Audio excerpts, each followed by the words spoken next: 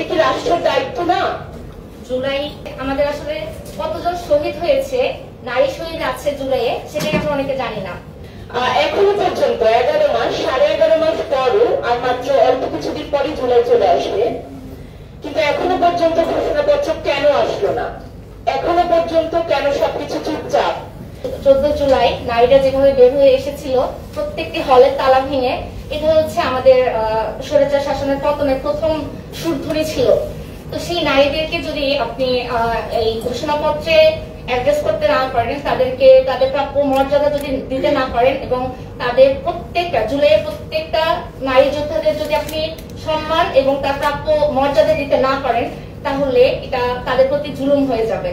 এবং যে নারীরা এত কষ্ট করে আমাদের দেশের জন্য লড়াই করেছে, জীবন দিয়েছে, তাদের পরিবারগুলোর যদি আমরা খোঁজ খবর না রাখি, 2.5 মাসের বাচ্চার আমরা যদি খোঁজ না রাখি সে কিভাবে তার জীবন যাপন করছে, তাহলে আমাদের জন্য সেটা কল্যাণকর হবে না। বা আমাদের পত্রপত্রিকা যে জায়গাগুলোতে নিউজ হয়, আমাদের মিডিয়াগুলো সেগুলো কভার করে না খুব ভালোভাবে। আমরা অনেক পুরুষ শহীদদের গল্প জানি, হিস্ট্রি জানি, কিন্তু আমাদের নারী শহীদ যে অল্প কয়েকজন, তাদের গল্পগুলো কিন্তু তুলে আনা খুব সহজ ছিল আমাদের কাছে। আমাদের নারীরা যারা আমরা হচ্ছে অ্যাক্টিভিজম করছি, তাদের সবার উচিত ছিল যে আমাদের প্রত্যেকটা নারী শহীদদের জীবন, তাদের পরিবারের কাছে যাওয়া, তাদের জীবন নিয়ে দেখা। যেমন আমরা এখানে হয়তো অনেকেই জানি না যে সুমাইয়া আক্তার যিনি শহীদ হয়েছেন, তার 2.5 মাসের একজন শিশু তখন ছিল, এবং তার এখন 10.5 মাস বয়স হয়েছে। তো সে তার নানির কাছে বড় হচ্ছে। এই যে একজন 2.5 মাসের একজন শিশু তার মাকে হারিয়ে ফেলেছে, সেই শিশুর জন্য আসলে আমাদের রাষ্ট্র কি করছে, বা আমরা কিভাবে তাকে অ্যাড্রেস করবো, বা তার কষ্টটা আসলে আমরা কিভাবে লাঘব করতে পারি, এই জিনিসগুলো নিয়ে আমরা ভাবি না।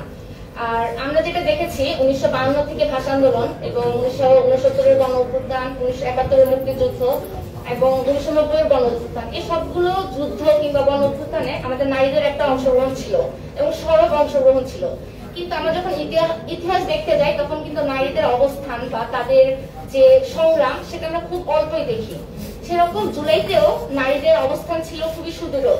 আমরা যখন দেখছি গুলির সামনে যখন আমাদের একের পর এক ভাইরা শহীদ হয়ে যাচ্ছেন, তখনও অর্ধেকের বেশি নারীরা রাস্তায় রাজপথে ছিল। তো সে জায়গায় নারীদের যে অবস্থানটা, সেটাকে রাষ্ট্রীয়ভাবে বা হচ্ছে সামাজিকভাবেও আমরা অ্যাড্রেস করতে পারিনি, এবং পারিনি বলেই নারীরা হচ্ছে এখন সবাই হচ্ছে আস্তে আস্তে ঘরে ফিরে যাচ্ছে। আমার কাছে জুলাই যেটা মনে হয়েছিল যে আমরা সবসময় বলি যে নারীরা ঘরে থেকে রান্না করে, নারীরা মানে সেভাবে দেশটি হয়তো সেভাবে প্ল্যান করে না, কিন্তু জুলাই আপনি যখন আসবেন, যখন রাজপথে থাকবেন, তখন আমি দেখেছি আমার কাছে মনে হচ্ছে পুরুষের চেয়ে নারীরা দেশকে প্রচন্ড ভালোবাসে এবং দেশের প্রতি তাদের অনেক বেশি ইমোশন আছে। কিন্তু এই যে কিছু অস্বস্তিকর পরিবেশ, যেমন হচ্ছে জুলাইয়ের পরেও আমরা দেখছি যে আমাদের অফলাইন এবং অনলাইন দুই জায়গাতেই হচ্ছে নারীদেরকে খুবই বাজেভাবে বুলিং করা হচ্ছে, নারী এবং তার পরিবারকে সহ।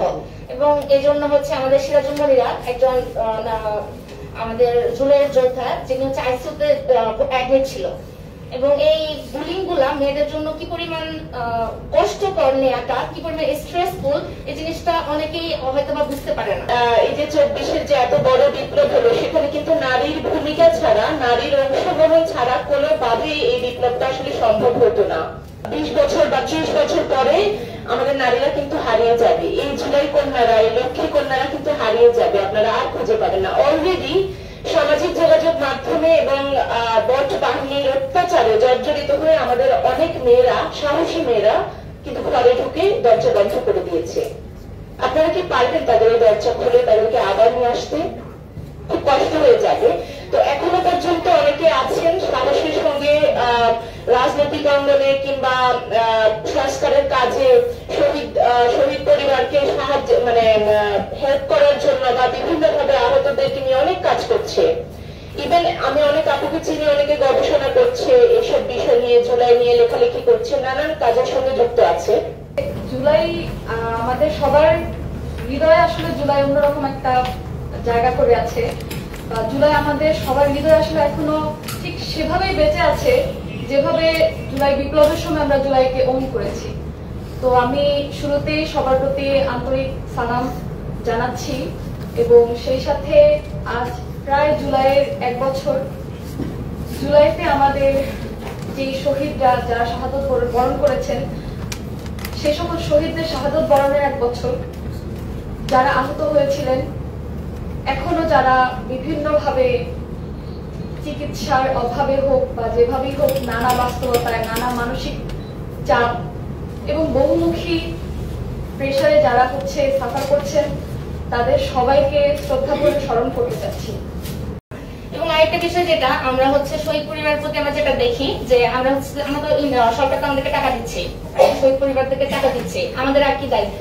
এর বাইরে অনেকগুলো দায়িত্ব আছে। যেমন আমি লাস্ট যে আমাদের শহীদ সুমাইয়া আক্তারের বাসায় গিয়েছি, তখন ওরা বলেছে যে মানে অর্থ দিয়ে তো একটা মানুষকে রিপ্লেস করা যায় না কখনো, কিন্তু অর্থের বাইরে একটা সহমর্মিতা, একটা ভালোবাসা যেটা তারা ডিজার্ভ করে, সেইটুকু আমাদের আসলে নারী যারা শহীদ আছে তাদের প্রতি আমার মনে হয় সম্পূর্ণভাবে দেওয়া হচ্ছে না। এবং আমাদের নারী শহীদদেরকে আমরা যেভাবে স্মরণ করব সেটাও আমাদের মনে হয় প্রত্যেকটা জায়গায় সেক্টরে হচ্ছে না। আমরা অনেক ওয়াসিমের কথা জানি, আমরা মুগ্ধর কথা জানি, আমরা মানে এরকম শহীদ অনেকের কথা জানি, কিন্তু আমাদের যে নারী শহীদ হয়েছেন তাদের গল্পগুলো আমরা ফুটিয়ে তুলতে পারি না। আর আরেকটা ব্যাপার যেটা আমাদের নারীদের অধিকার নিয়ে বারবার নারীদেরকে রাজপথে নেমে আসতে হয়। তো আমরা জুলাই এত নারী আমরা অংশগ্রহণ করার পর আহত হওয়ার পরেও যদি বারবার আমাদেরকে রাজপথে নেমে আসতে হয়, তাহলে আমাদের এই জুলাইয়ে আমাদের যে আত্মত্যাগ তার রিটার্ন আমরা কি পাচ্ছি? আমাদের নারীদের যে ভূমিকাগুলো আছে, যে অধিকারগুলো আছে, যেগুলোর জন্য আমাদের কথা বলতে হয়, রাস্তায় নামতে হয়, স্টেট যেন আমাদের সেই অধিকারগুলোকে ইনশিওর করে এবং আমাদেরকে বারবার যেন রাস্তায় নেমে আমাদের অধিকারগুলো আদায় করে না নিতে হয় সে ব্যবস্থা করে। ধন্যবাদ।